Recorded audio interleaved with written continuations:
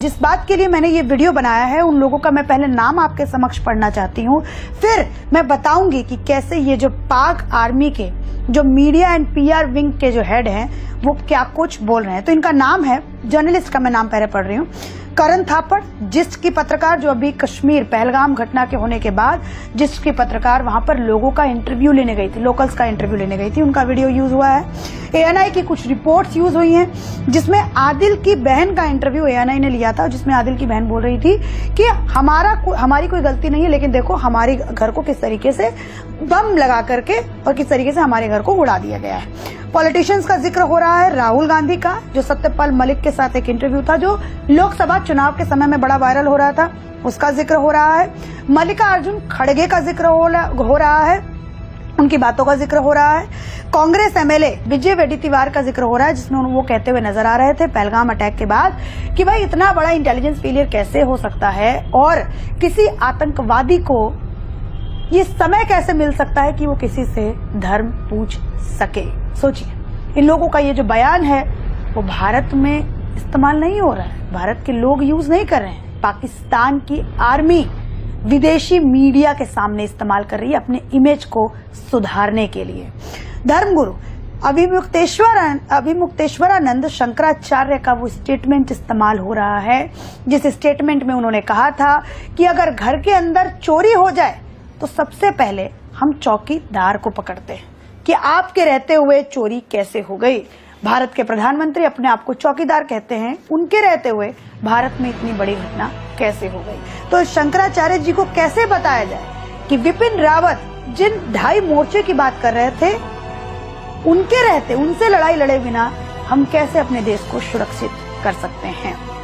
और तो और यूट्यूबर ध्रुव राठी का वीडियो यूज हो रहा है, वहां पर नेहा राठौर का वीडियो यूज हो रहा है, जिसमें नेहा राठौर भारतीय सरकार को मॉक करते हुए नजर आती है पहलगाम की घटना के बाद, और ध्रुव राठी का वो वीडियो यूज हो रहा है जो पहलगाम की घटना के बाद बनाया, जिसमें उन्होंने भारतीय सरकार के ऊपर सवाल उठाया और कहा कि क्या भारतीय जनता पार्टी के किसी लोगों में ये हिम्मत है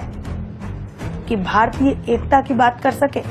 उन लोगों ने, जिस ध्रुव राठी ने उस वीडियो के अंदर कहा था कि आतंक का कोई धर्म नहीं होता, तो ये इस्तेमाल हो रहा है पाकिस्तान के आर्मी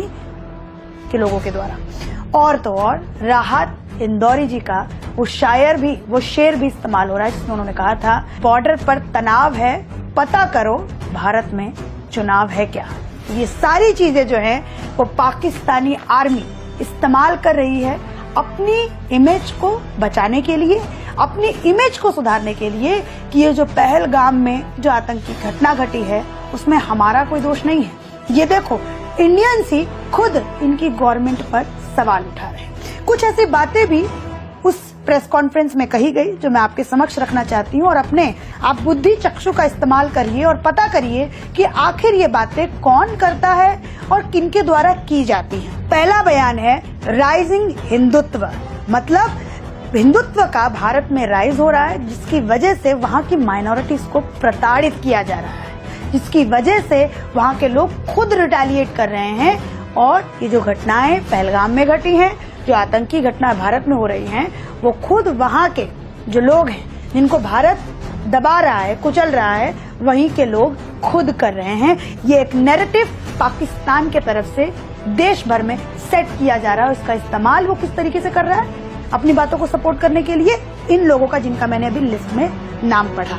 और दूसरा बयान वो कह रहा है कि स्टेट स्पॉन्सर्ड हेट्रेड फैल रहा है अगेंस्ट माइनॉरिटीज, खास करके कश्मीर पर जोर डालते हुए वहां की आर्मी ये बात कह रही है कि लोगों के घरों को ध्वस्त किया जा रहा है, ब्लास्ट करके उनके घरों को बुलडोज किया जा रहा है। ये इस्तेमाल कौन कर रहा है? पाकिस्तान की आर्मी। और दिखाता कौन है? यहाँ की मीडिया, जिसकी वजह से ये लोग इस्तेमाल करते और दिखाते हैं कि यहाँ की माइनॉरिटीज के